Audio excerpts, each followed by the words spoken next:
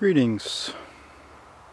Today I wanted to start a series that's going to be identifying trees in the winter, or winter tree identification. And we're going to start with the ye old apple tree. Whether they're wild or planted cultivar varieties. Let's get into how can you tell an apple tree when there's no apples and no leaves. Let's get into it. So here we are.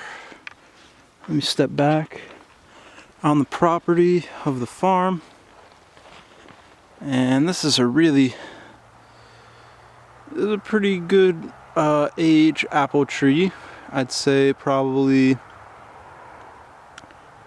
anywhere from 25 to 30 years old.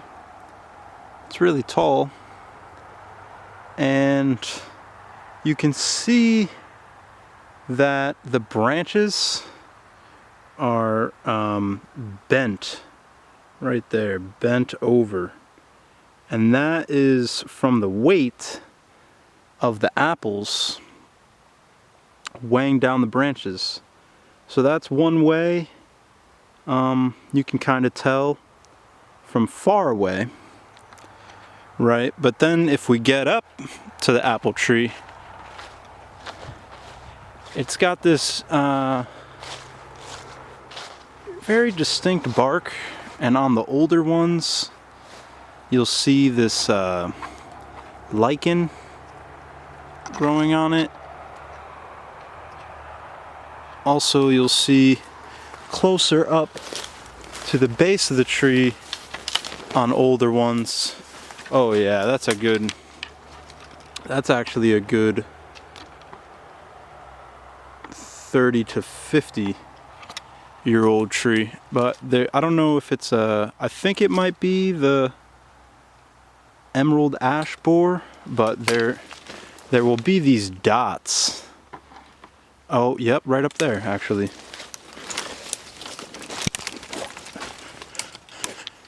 There's these dots.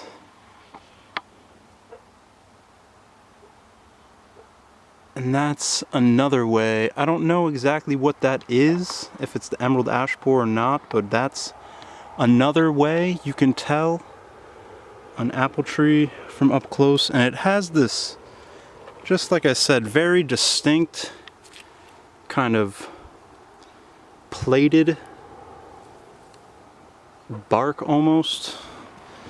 It's nothing really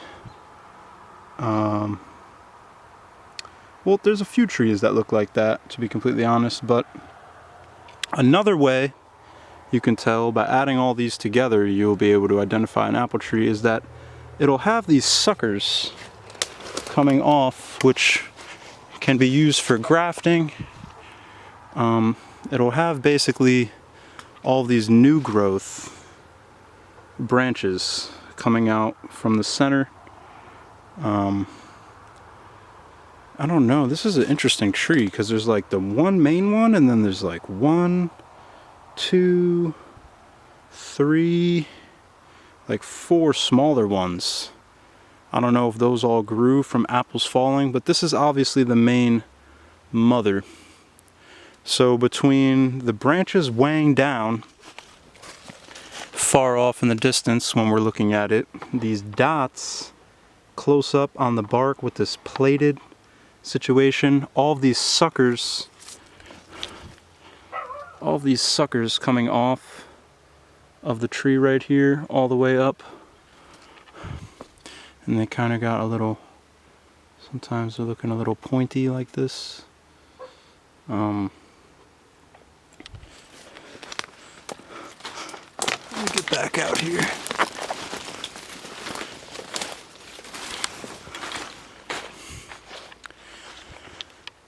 So we've got the bent down branches, that dots on the bark, plated bark, all of those suckers or new growth branches that'll be coming up in the center of the base, the lichen on the old trees, and then you'll also see that they'll have, this is a dead branch, but if you go up to the live one right here, you can see it's already formed. Where are we at? You can see it's already formed its new buds. All those new little buds on the end of the branches, just like all trees do. And I'll leave the link to some books where I've learned how to identify the trees in the wintertime, and maybe those could be of some value to you. And for my personal identification experience, I would always mix up the wild apple with the huckleberry, which is actually right here. And I guess they look very similar in my opinion, or I guess they did earlier in my identifying stages, but the way you can tell the difference is that this has these purple berries on the top. I'm sorry, I said huckleberry. It's actually buckthorn. Please excuse the barking dog. It's buckthorn, and they usually grow right next to each other. So that's why sometimes I would have a hard time, or I would misidentify the buckthorn for the wild apple. But now that you look at them right here next to each other, it's kind of hard to misidentify them. But when there's not an apple next to it, it looks very similar.